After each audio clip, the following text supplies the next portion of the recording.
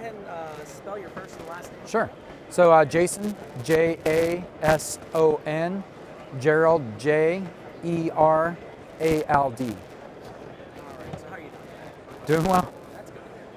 So, what is Nextgen, and why is Nextgen at ITSEC this year? Yeah, Nextgen. So we focus on immersive solutions for customized, let me try that again. Okay, So no problem. Nextgen, we are a virtual reality simulation and training company, and we focus on customized solutions for client-specific needs. Okay. Yeah. Yeah, I just lost track there a I little couldn't bit. tell if you were looking at me or I was kind of in my zone there, so okay, yeah. Yeah, just more Yep. eye contact with me Sure. and the camera. Okay. Let's see. How is Nextgen different or more impactful than other products or solutions provided by competitors in your space? Sure. So Nextgen Interactions, we're very focused on client-specific needs, and we work with them as subject matter experts. Instead of trying to keep everyone happy, like a lot of our competitors are doing, we're instead focusing on making very specific, targeted audiences happy. What are some of those target audiences that you normally go to? So currently we're working a lot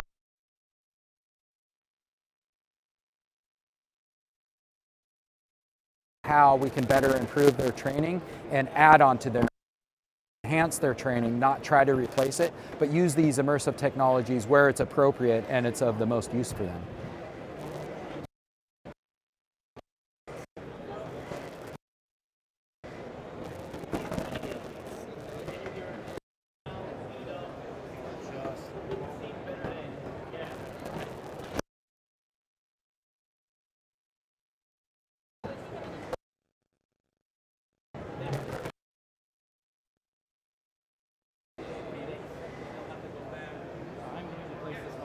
Sure.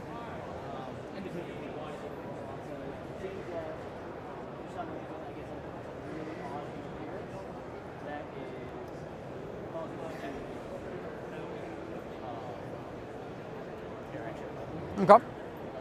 Borrow a chair here for a moment. Just put that behind you. That way it's not going to be stepped on. Yeah.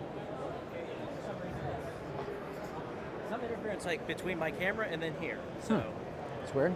yeah, first time it's happened today. So close at least. So I hate to do this, but I'm going to start over again. Just Go. in case Great. the It'll be audio's even better not then. Good. So.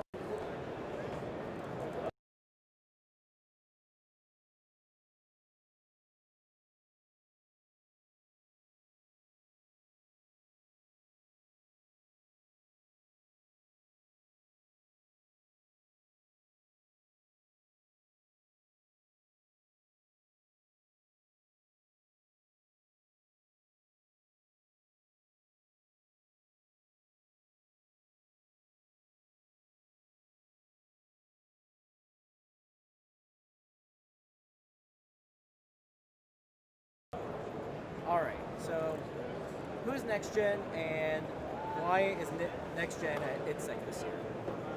Nextgen Interactions focus. Oh, I'm looking at the wrong spot. Let me try that again. Yeah, right here. Nextgen Interactions focuses on virtual reality and other immersive technologies in order to help clients with their simulation and training needs.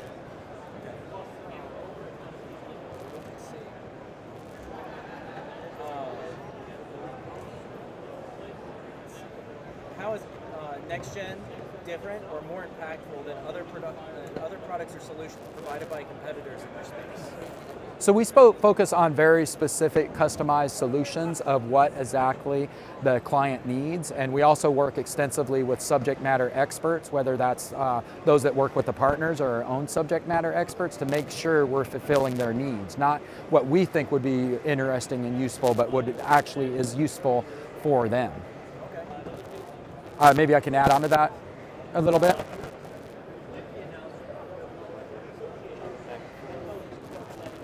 Is there not a wired option for that? No. Let's see. You're staying green over there. So.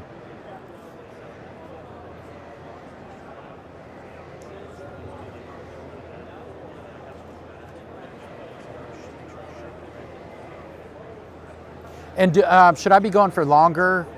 What durations are typically good for these sorts of questions? I usually prefer not so much like a short, concise answer, but like A little bit more? Yeah, a little bit more, like Yeah. enough to where like it gets the person's Yeah. attention, but you're not boring them Yeah, to that death. sounded really like generic, like everyone's probably saying that. So Yeah. maybe I'll provide some examples or something. That would be great. Yeah. Okay. Let's see.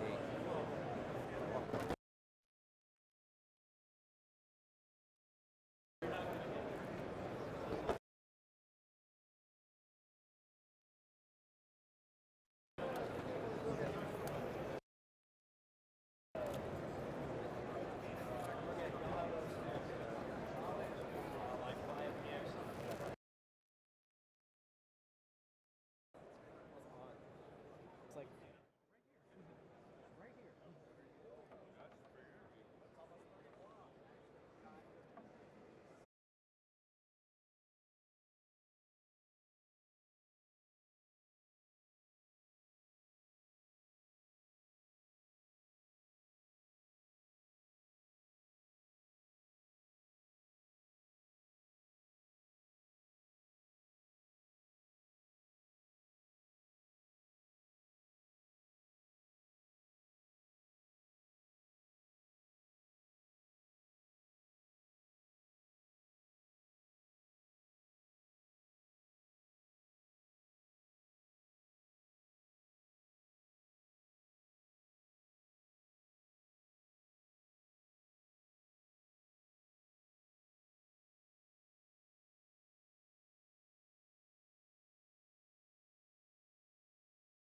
over. Okay. All right. So let's go ahead and start one last time. Sure. Who or what is Nextgen, and why is Nextgen and ITSEC this year? Absolutely. Nextgen Interactions is a company that utilizes virtual reality technologies in order to create simulations for training purposes to, in our case, help mostly first responders, that is firefighters, law enforcement, and EMS. How is Nextgen different or more impactful than other products or solutions provided by competitors in your space? Sure. So we build upon some great technologies that are already out there. For example, we can build customized props onto existing systems and customize it for specific clients' needs. Examples of that with virtual reality is this amazing experience. You look around, it's almost as if it's real, and you reach out and to touch it, and then your hand goes through the object. Well, what we're doing is we're adding that physicality so you actually feel those worlds. And so it's not just a visual and an auditory experience, it's also a very much a physical, which adds to the visceral experience. How does Nextgen's offerings reflect today's end user or market trends, needs, or demands? So simulation and training is really the ideal fit for these sorts of technologies, and there's quite a few companies as well as customers moving in that direction. If you look at the conference here, it's well over 50% offer some sort of immersive solution for simulation and training needs. In your opinion, what is the biggest industry growth or innovation trend in modeling, simulation, and training at the moment, and why? And how does this trend impact the industry and the economy overall? It's pretty clear to me that companies are moving towards augmented reality and virtual reality solutions for their simulation and training needs. If you look around at the conference, it's pretty much everywhere. And it's clear that that's offering a lot of value, and people are starting to realize that this is very much going to impact the world. In your opinion, what challenges and opportunities do In your opinion, what challenges and opportunities do the modeling, simulation, and training industries face now that didn't exist years ago? So the opportunities in simulation and training are growing really exponentially. The people are clearly seeing the value of what can be utilized in a way of experiencing these the way that you would in those real world situations. So for example, in those very high risk, low frequency situations, those are really tough to simulate in the real world. But what we can do is we can bring them into these simulations that very rarely occur and thus are difficult or even impossible to train with traditional tools. And so by using these technologies, we can do what wasn't previously possible and better prepare, in our case, first responders for those dangerous situations they rarely find themselves in. What are the top 2 to 3 things that ITSEC attendees or executives should take away from attending this year's event? So these technologies and the value that they're adding, that's becoming available now. We used to, so say it was 5-10 years out, but it's pretty clear these are starting to offer that real value to clients and having real world impact. And so really the future is now. And so if you're not embracing these technologies, you're going to be left behind. Anything else that you're wanting to talk about? Anything that you're working on right now? I think maybe getting some other shots, like we thought maybe getting some shots that kind of conveys some of the things that we're doing there and such might be good. I guess another thing that mentioned might be maybe it's a close up of the book or something. So that's kind of our best marketing we have so far is this book I wrote a few years ago. Can you tell me a little bit about it? So the VR book, Human-Centered Design for Virtual Reality, is really about not the technology, but the humans. The technology is just a tool that we can use to enhance and add value to the world. And we need to get better at these technologies of adding to that user experience so that you can interact and you can train in a more natural way so that that training will then apply to the real world when you're not in virtual reality.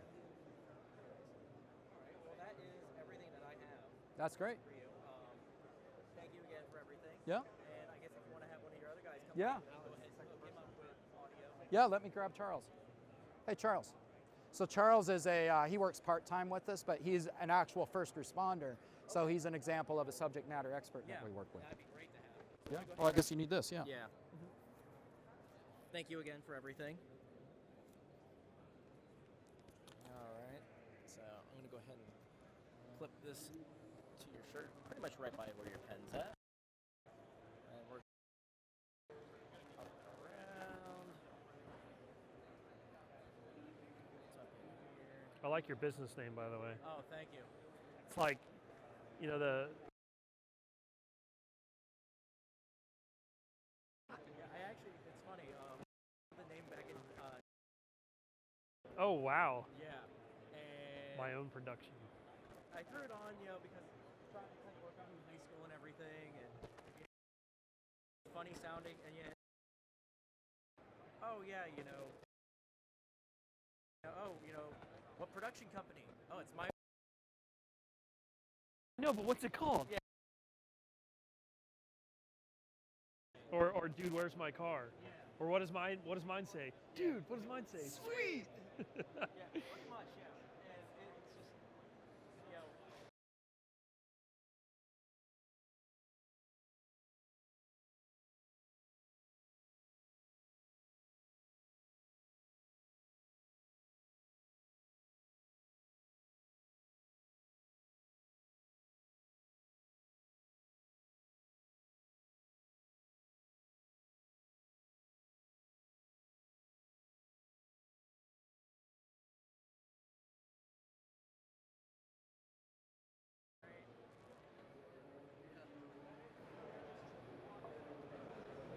You mean to do your audio sync? Charles Laird, CHARLES LAIRD. and then you're gonna make eye contact with me over here. Okay. So don't even worry about the camera. So, all right. So go ahead and introduce yourself and what you do. Okay. My name is Charles Laird. I'm a firefighter with the Youngsville Volunteer Fire Department in Franklin County, North Carolina. So I help out Nextgen Interactions as a subject matter expert as a first responder. How do you feel that with Nextgen, how do you feel that their product is different from other ones that you've tried before? So I think the interesting thing that we're working on is, first responders and firefighters in general, which I have a lot of experience. That's where my experience is. we can do a lot of things in real life. We can drag hose, we can throw ladders, we can do other things like that.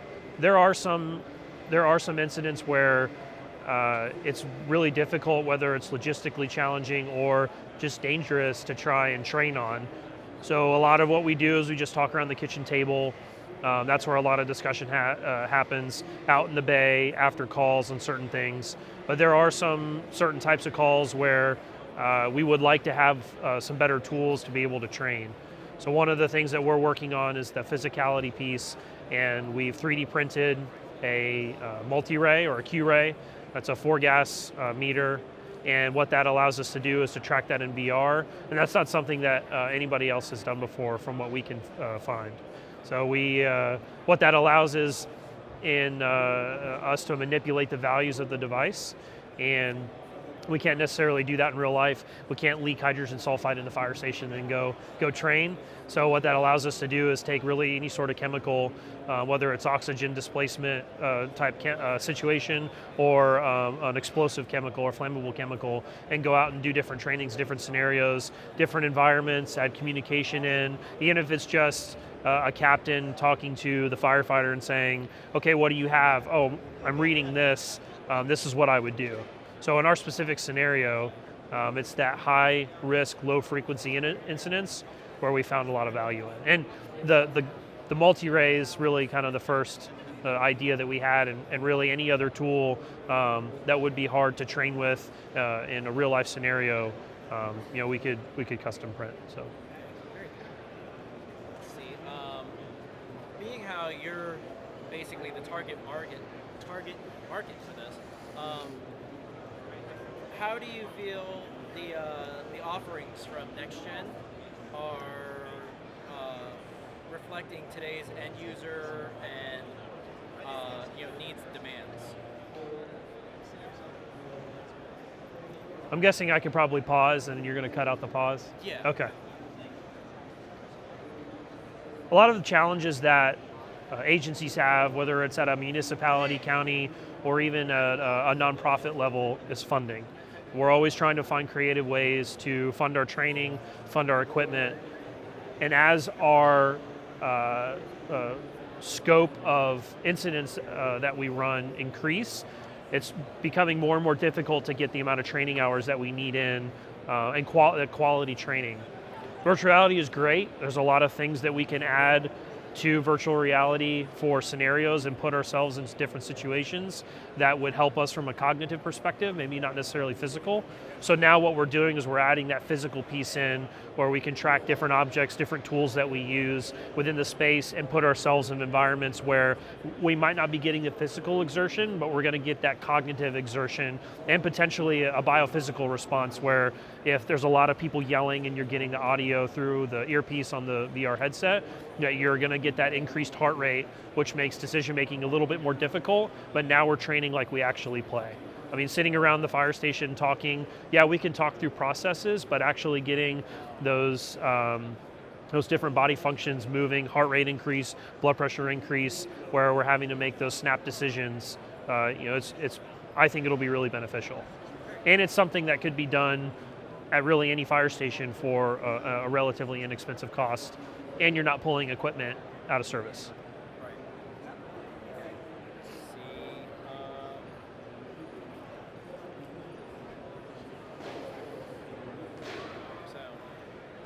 trying to think of how to possibly reword this question. The question is, in your opinion, what is the biggest industry growth or innovation trend in simulation and training at the moment, and how will this trend impact the industry and economy overall? Sure.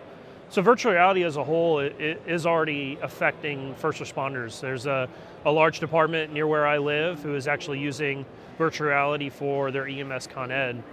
And where I think it's going to be impactful is the individuals that they're hiring, they're on their smartphones or on their tablets or even playing video games. So they're used to being in a digital environment and learning from that. I mean, when I want to work on my car, I just look up YouTube. I don't go down to the shop or call someone on the phone. I can have something that's visual. What virtual reality allows is a much more immersive environment, whether it's 360-degree video where it's real live action, but just recorded, or if it's more of in a digital environment. So that cost savings really comes into effect where now you can really push out some of this training and technology to the fire station or EMS station or police precinct level. So now you're getting an increase in training, but then also it's just becoming more and more inexpensive and attainable. And there are a lot of individuals that are embracing that. They like virtual reality, they think it's cool, they're on their phones, they're using something that they are used to using every day, and they're actually able, I think that it's a better retention. Talking around the firehouse table is a great start, but really once you start putting your hands and you have that visual and kinetic connection, that's when I think that guys are gonna be much better prepared to respond to the myriad of incidents that we have, as well as give a higher level of customer service, right? So first responders, our customers are the citizens that we serve. And so if we have better training that costs less money from a taxpayer perspective, gets us better prepared so that we have a better response when that incident comes out, I think everybody wins. In your opinion, what challenges and opportunities do the simulation and training industries face now that they didn't exist, or now that didn't exist a few years ago? Well, I think from a challenge perspective, the first responder culture, the most consistent thing, the most consistent thing about the fire service is that change never happens. And we have a hard time with change because we like our traditions, we like things the way that they are. And it's really hard, especially for someone who's been in the industry for a long time or in the community a long time, to say, yeah, I'll change up how I did something for 20 years because you're telling me that it's better. So from a first responder perspective, that challenge of being able to embrace new technology that maybe not be as tangible as the way that it used to be done, where we would just go out and we would find that tool and we would go train. As call volumes increase, the volume, the type of calls increase where we're spending more time on scene than what we did before, that just, we have less time for training. So we have to find a way to speed up that training process where we're getting the same quality, if not better, than what we're going to be doing in real life. I think that's probably also a challenge for the industry, where you might have all these innovative solutions out there that are going to solve all the problems that the first responder community has, especially on the fire department side. But that unwillingness to change, or the hurdle to try and get an agency or even a group of firefighters to change, is a hard one to overcome. But the opportunities that happen, are almost kind of limitless, right? So we can now kind of play out some of these really odd, low frequency scenarios that other people have encountered, that maybe necessarily my agency, it will have a less of a chance, but it still can happen. And so now we can go through those different scenarios, those different environments, and really have some critical thinking discussions, and hopefully provide a better response for if and when it does happen. All right. Anything else that you want to add about with Nextgen, how they've, working with them or anything? Sure. Yeah, so as their subject matter expert, I'm kind of here to help them succeed. They've got all the tools, they've got all the skills to put everything to effect. I'm really here to provide what that real world experience is like, and saying, I understand that this might be easier to do in virtual reality, but that's not how we would actually do it. So sometimes the things that are more difficult to do are actually the right things to do because it provides for a much better experience, right?